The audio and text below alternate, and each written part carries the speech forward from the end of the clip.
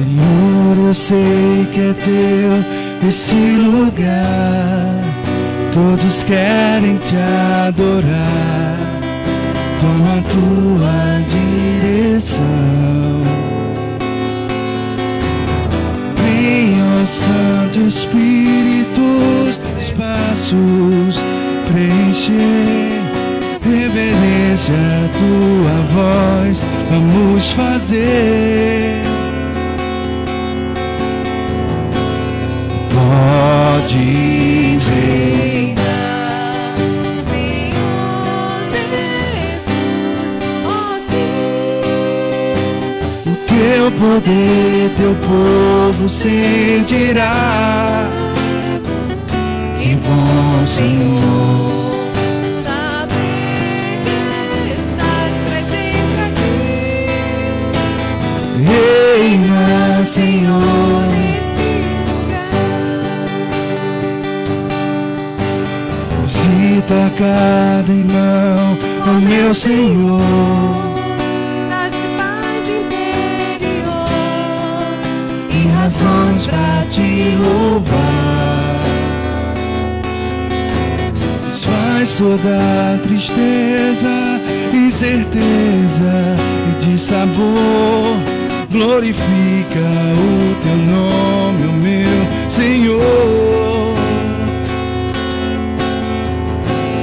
Podes reinar, Senhor Jesus, ó sim. O teu poder, teu povo sentirá.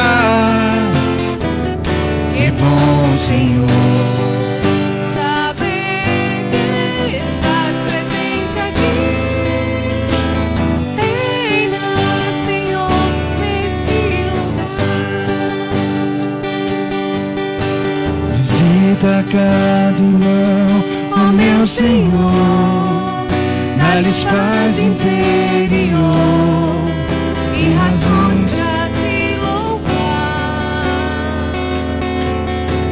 Desfaz toda tristeza, incerteza e de sabor.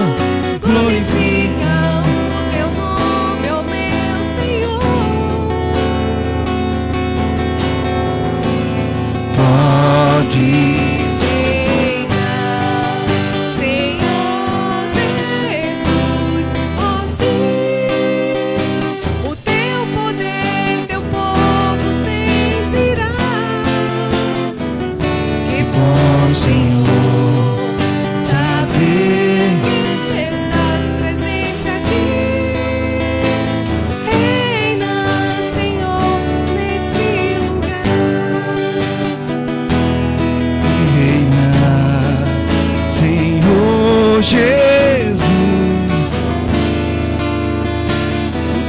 poder, teu povo sentirá.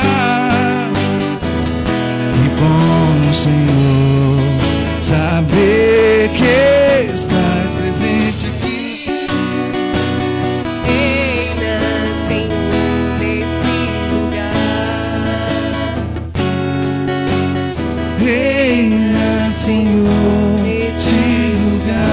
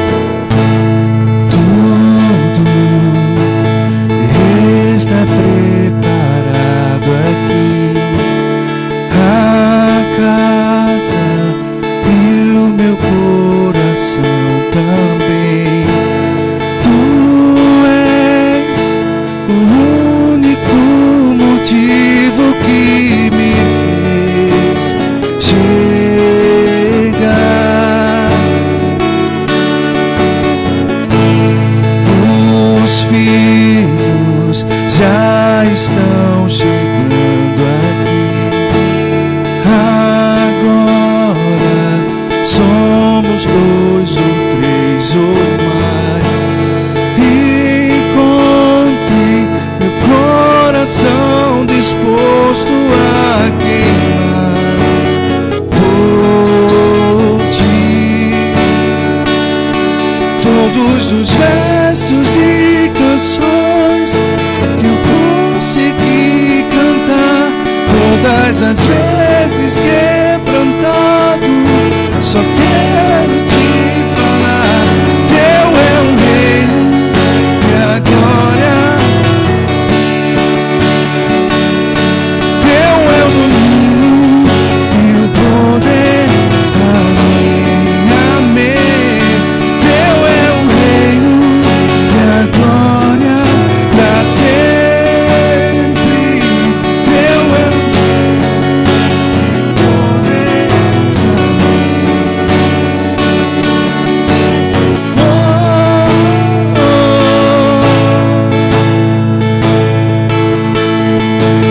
Não há outro como tu, não há outro como tu, não há outro como tu, não há outro como Jesus.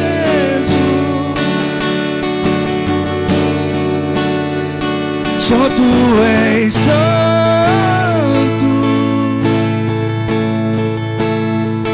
só tu és santo. Não há outro como tu, não há outro como tu, não há outro como tu, não há outro como Jesus.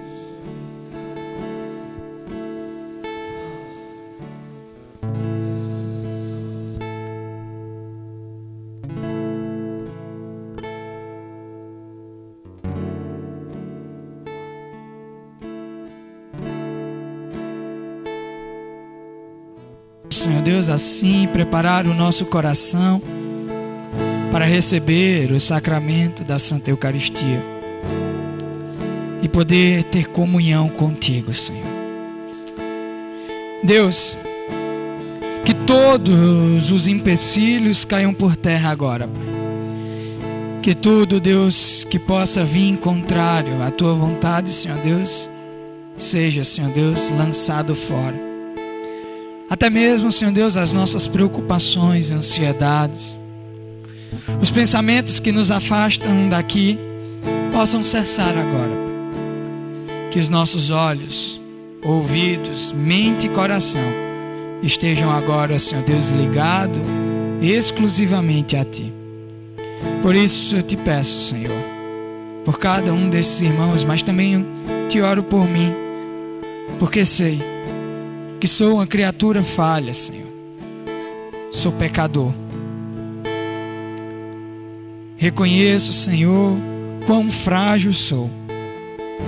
Mas por isso eu te peço, em Teu nome, Jesus, usa-me nessa manhã.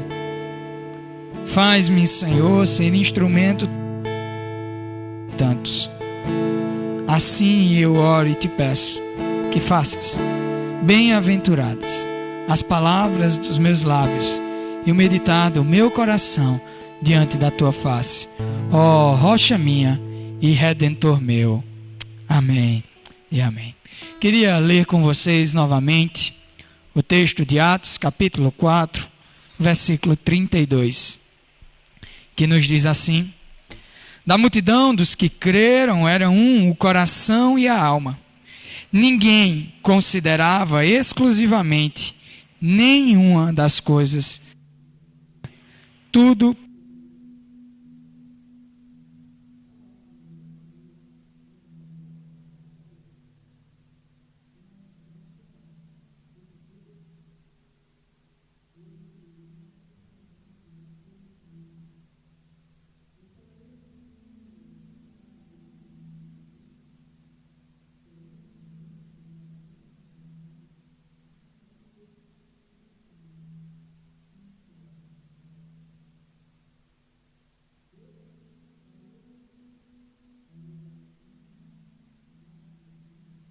dando-me essa palavra e nos direcionando a vivermos assim.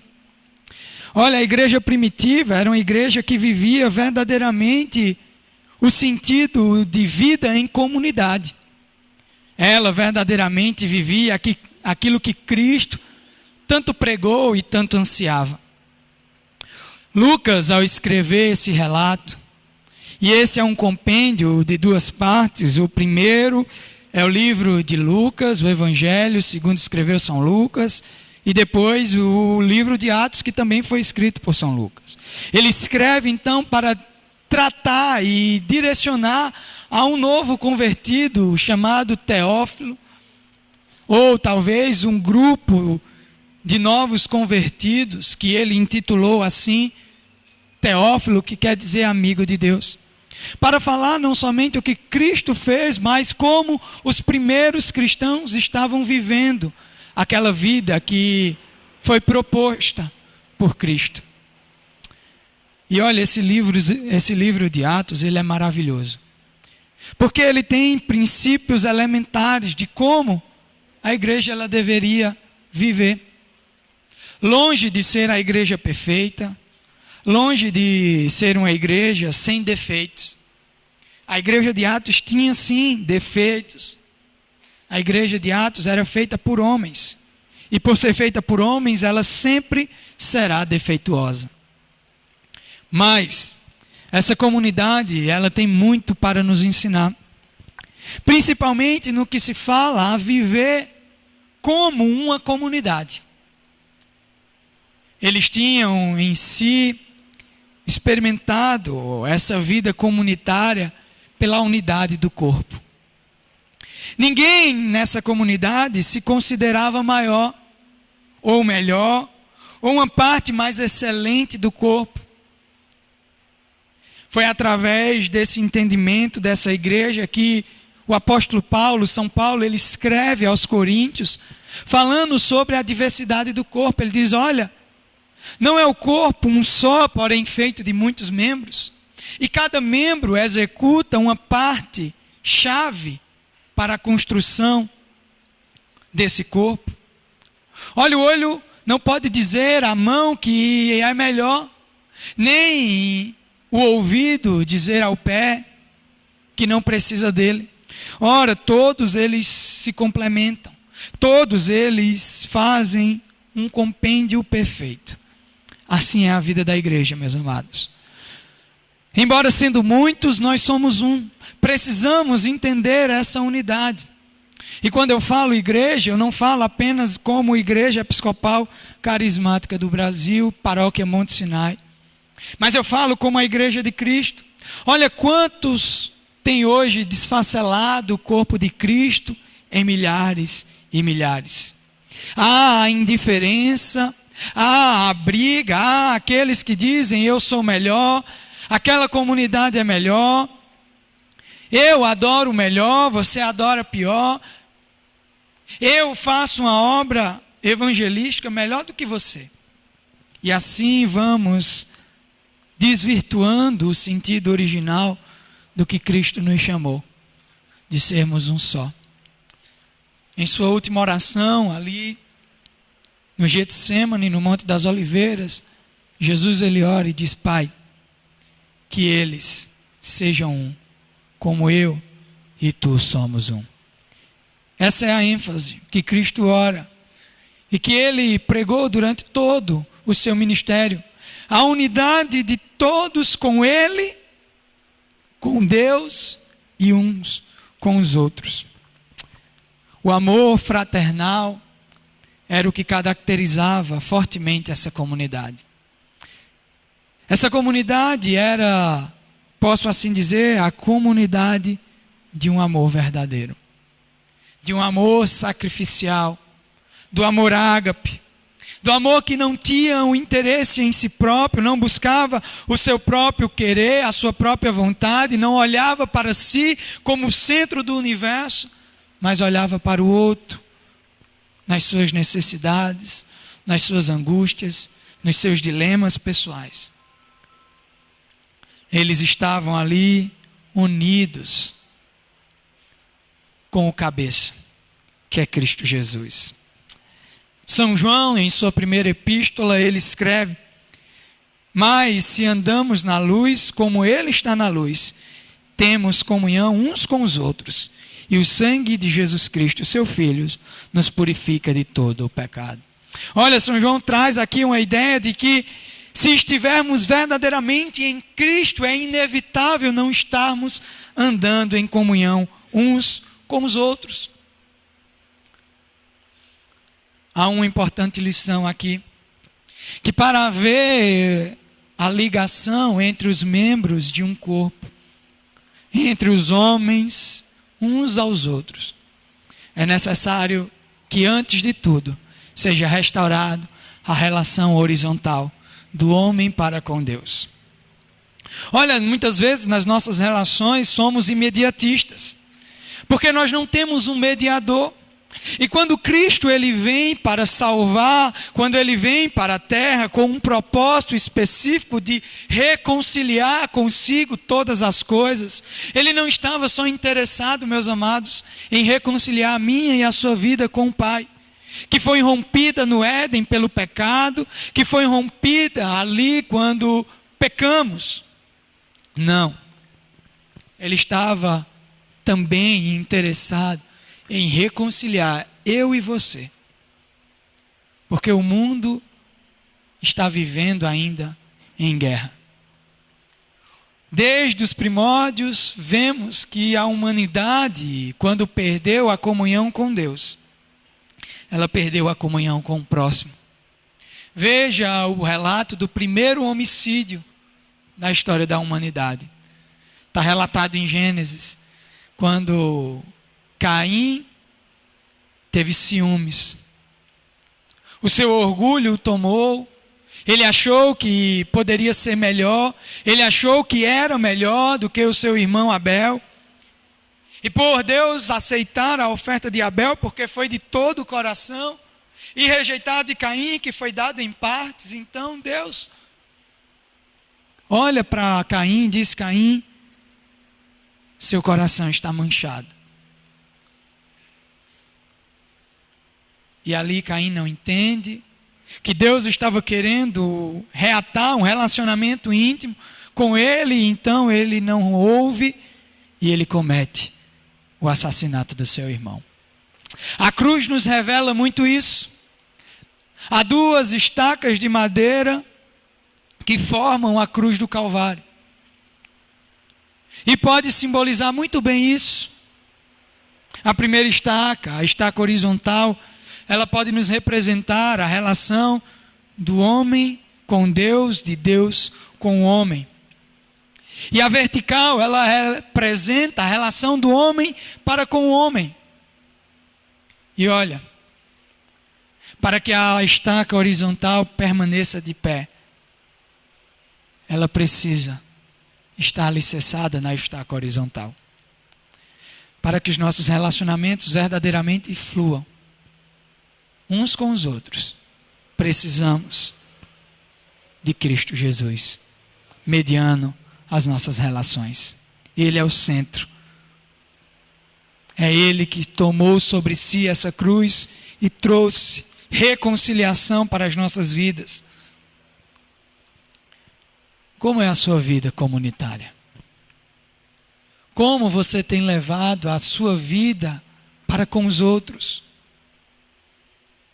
Lá fora também, aqui dentro.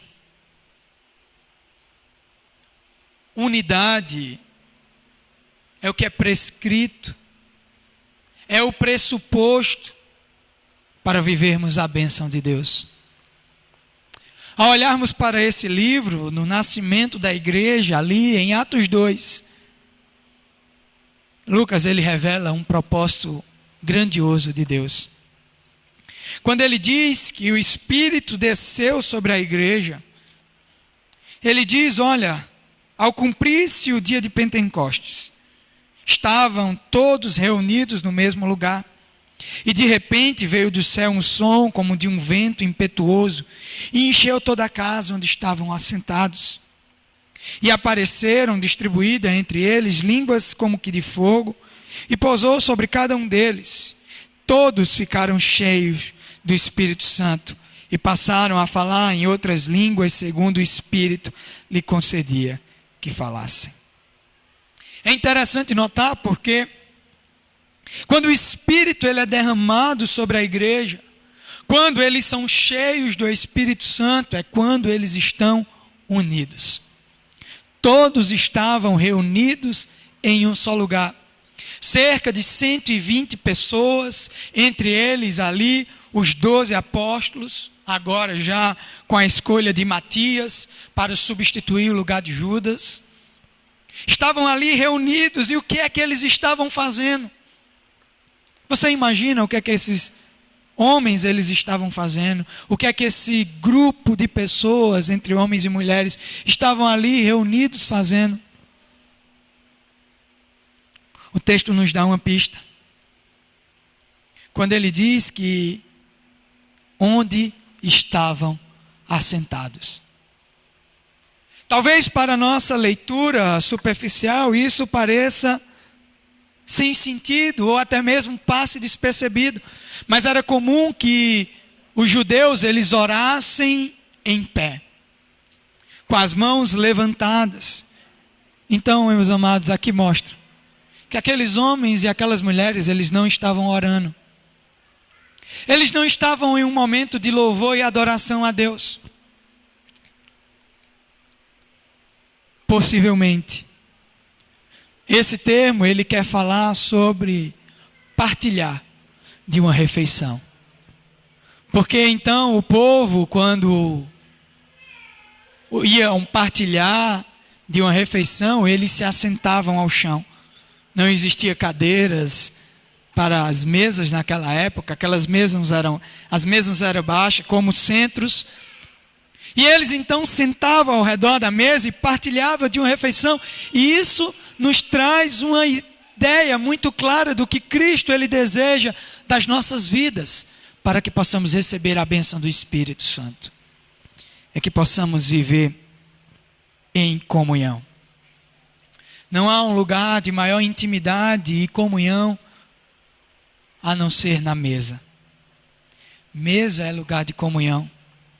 Por isso Jesus, no seu último momento, ele sentou à mesa e partilhou da última refeição, deixando-nos a Eucaristia. Para lembrarmos que com ele temos intimidade e comunhão, mas também para lembrarmos que devemos ter intimidade e comunhão uns com os outros, para vivermos cheios do Espírito Santo nesse ano. É necessário vivermos a unidade do corpo. O salmista escreve no Salmo 133, ó quão bom e agradável é que os irmãos vivam em união. É como o óleo precioso, que desce sobre a cabeça, a qual desce pela barba, a barba de Arão, o qual escorre pelas suas vestes. É como o orvalho de Hermon, que desce sobre o monte Sião. Ali o Senhor ordena a sua bênção e vida para sempre. Se nós queremos viver isso, precisamos viver a unidade do corpo. E o texto aqui descrito, ele então relata que essa comunidade, era uma comunidade una. Não havia divergências, divisões, por mais que eles se reunissem, você vai ver no texto, em várias casas, e em cada casa eles partiam o pão, eles faziam a comunhão, a Eucaristia. Mas era uma única comunidade. Era um só povo. Era uma igreja santa, católica, una do Senhor. Mas eles viviam tudo isso, diz o texto, com um só coração, uma só alma e tudo em comum. Era uma comunidade que vivia, então, essas três palavras: coração, alma e bens. E tudo isso lhes era comum. E essas três palavras são bem instrutivas para nós, quanto vida em comunidade. E que vamos falar um pouco agora, de forma rápida, sobre o coração. Quando o texto aqui diz que era, então, um só coração, ele estava falando que era uma só o lado do caráter, o lado intelectual, das habilidades. Ele fala aqui que eles não tinham para si somente as suas habilidades, mas partilhavam. Olha, quem sabia tecer, tecia para a comunidade. Quem sabia esculpir, esculpia para a comunidade. Quem sabia cozinhar, cozinhava para a comunidade. Quem sabia e tinha conhecimento além daquele senso comum, ensinava, instruía os menos instruídos. Tudo era comum a eles. O texto de Gálatas 6, ele nos dá essa referência. Ele diz: mas aquele que está sendo instruído na palavra, compartilhe todas as coisas boas com aquele que o instrui. Nós que estamos sendo cada vez mais instruídos segundo a santa palavra do Senhor, devemos compartilhar todas as nossas habilidades, todos os nossos dons, tudo aquilo que nós temos uns com os outros. O que você tem feito com o seu talento? O que você tem feito com a sua habilidade? Será que você tem guardado para si ou você tem doado para o seu irmão, para a sua comunidade? O que você tem feito? Quantos de nós muitas vezes nos esquivamos porque não queremos o compromisso? Talvez já pensamos conosco mesmo: olha, eu já sofro tanto, eu já tenho tantos desafios, eu já tenho tantas dificuldades, eu não vou mais me comprometer com mais uma coisa, eu não vou mais fazer isso, já faço tanto. Mas, amados, essa comunidade, ela não pensava assim. Eles se sacrificavam um pelos outros para que o corpo fosse edificado. Qual é o seu dom? Qual é a sua habilidade? A igreja de Cristo, ele precisa daquilo que Cristo deu para você usar. Talvez você seja um bom administrador e você pode fazer isso. Você pode ajudar. Tantos ministérios precisam de administração, de condução. Talvez você seja alguém que trabalhe muito bem com artes. Por que não? A arte foi criada por Deus. Veja essa natureza. Não há nenhum artista melhor do que o Senhor.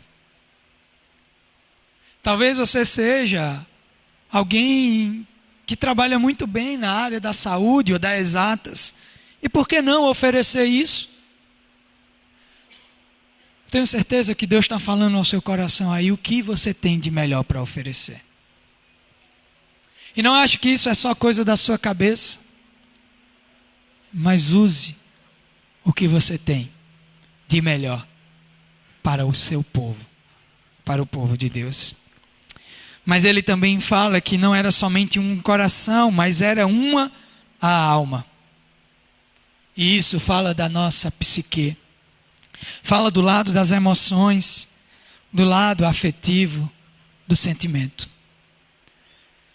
Olha, eles tinham tudo em comum mesmo, até as dores.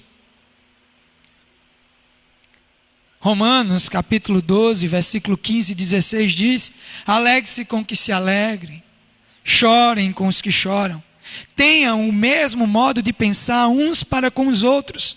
Em vez de serem orgulhosos, sejam solidários com os humildes, não sejam sábios aos seus próprios olhos. Eles viviam uma unidade emotiva. Eles davam o ombro amigo. Eles esticavam o braço para aquele que estava caído. Ele dizia: vamos. Eles cumpriam o que a palavra diz. Um ajudou ao outro e ao seu companheiro disse: esforça-te. Será que nós estamos vivendo essa unidade de emoção, onde vendo o nosso irmão do nosso lado precisando, angustiado, caído, podendo até passar por uma profunda depressão, uma crise ali de ansiedade, onde assola tantos irmãos hoje em dia? Será que nós temos sido o amparo para a alma dessas pessoas? Será que temos sido um ombro amigo? Será que temos estendido as nossas mãos? Será que temos dividido as alegrias? Ou quando vemos que alguém venceu, quando alguém galgou alguma conquista, galgou algum lugar mais alto, ficamos furiosos, indiferentes e com inveja no coração, porque o orgulho nos tomou. E nós não queremos que ele vença, nós não queremos que ela consiga, mas esse lugar era meu, essa conquista era minha, há quanto tempo eu espero? E nós não estamos vivendo a solidariedade de dividir ali as conquistas e as dores. Eu sempre digo, uma dor dividida é uma dor diminuída, mas uma vitória compartilhada é uma vitória amplificada. Quando nos alegramos com aqueles que estão alegres, vamos fazer com que duplique essa vitória e essa alegria no coração dos nossos irmãos. Seja um ombro amigo. Será que você, ao sentar aí na sua cadeira hoje, você olhou para a pessoa que estava do seu lado e você deu aí um bom dia, perguntou se ela estava bem, ofereceu o ombro amigo? Talvez você até percebeu que ela estava meio indiferente. Talvez você percebeu que estava com uma cara de angústia, de tristeza, de preocupação. Mas você pensou: mas isso é problema dele. Isso é problema dela. Eu já tenho os meus problemas. Para essa comunidade não era assim. Eles sofriam e verdadeiramente sofriam. Essa comunidade enfrentava os perigos até mesmo de morte para levar ânimo àqueles que estavam presos por causa da perseguição que viera sobre a vida dos discípulos de Cristo. Será que você estava disposto a sacrificar a sua vida em favor do seu irmão para levar uma palavra de ânimo e de alegria? Quantos foram às prisões para levar a Eucaristia, para que eles se sentissem fortalecidos? Isso é ser uma comunidade de fé. Mas além disso, eles tinham também tudo o que possuía, os seus bens em comum. Aqui então ele fala do lado material, do lado físico, das propriedades e das posses.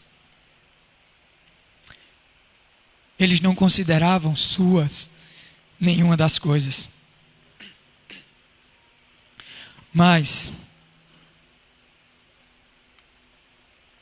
se visse algum irmão em necessidade, Ele ajudava. Muitas pessoas hoje em dia dizem: Deus não existe. Porque se Deus existisse, não haveria fome no mundo, não haveria miséria, não haveria pessoas passando por tanta necessidade. E eu argumento essa tese com a seguinte formulação: existe sim um Deus. Talvez o que não exista seja verdadeiros filhos de Deus.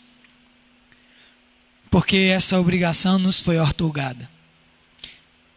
Se verdadeiramente estivesse mais cristãos, verdadeiros, genuínos, estaríamos entendendo que o que nós recebemos do próprio Deus não é para o nosso próprio benefício, mas é para o benefício comum do outro. E olha, a Bíblia fala sobre isso em Romanos, um dos versículos diz: ajudem a suprir as necessidades dos santos. Será que nós estamos olhando então as necessidades dos nossos irmãos? Daqueles que passam por dificuldades? Daqueles que talvez não tenham nem alimento, um pão para colocar nas mesas?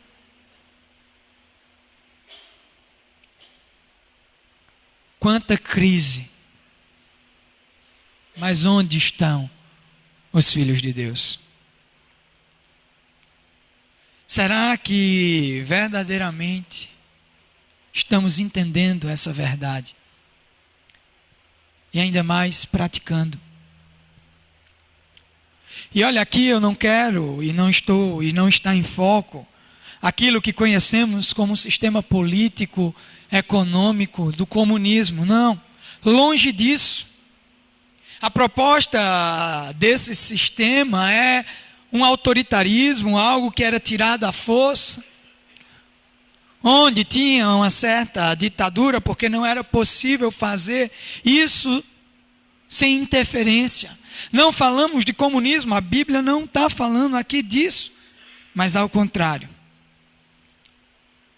Ao contrário dessa proposta, aqui eles tinham tudo em comum, não por força, não por violência, mas pelo Espírito que colocava no coração de cada um.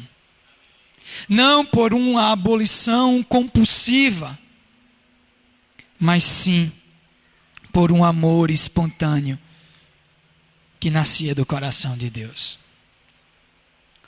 Por amar tanto a Deus e ver o homem que foi feito à imagem de Deus se compadecer. Como Jesus, ao olhar para a multidão, tantas vezes, diz o texto, se compadeceu dela. Se identificou com as dores do outro. Não estou dizendo que vamos abrir mão de tudo. Mas será que nós não podemos viver de forma mais simples e ajudar os mais humildes economicamente? Não estou falando que não devemos fazer viagens ou comer em um bom restaurante.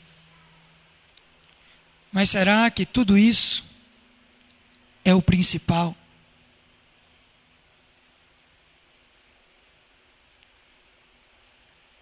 Amados, diante dessas três verdades,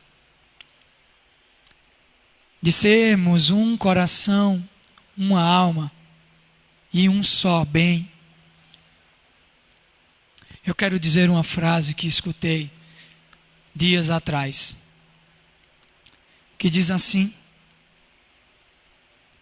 só somos proprietários daquilo que nós somos capazes de doar. O que nós não conseguimos doar é aquilo que nos possui.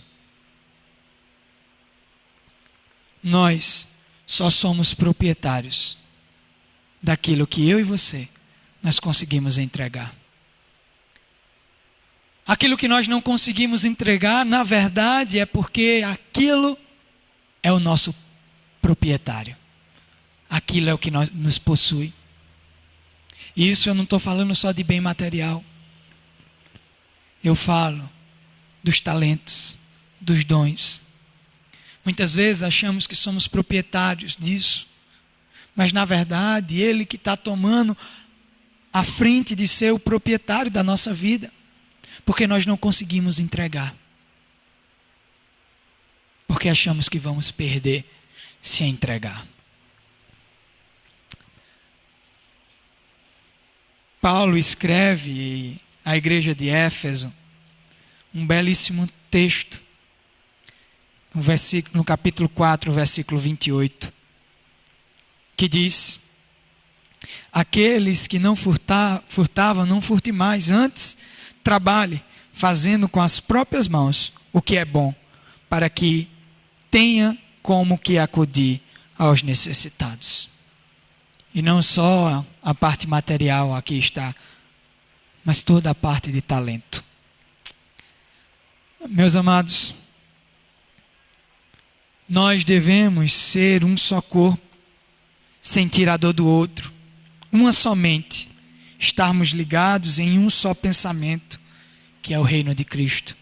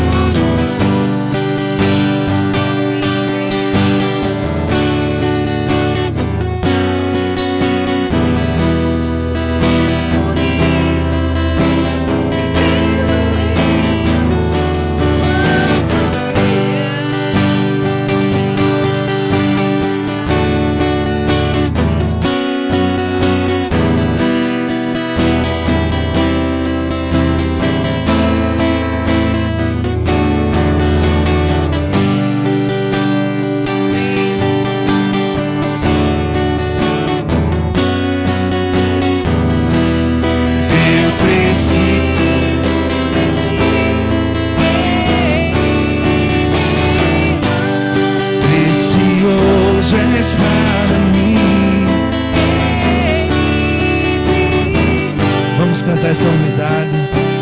E somos corpo, e assim bem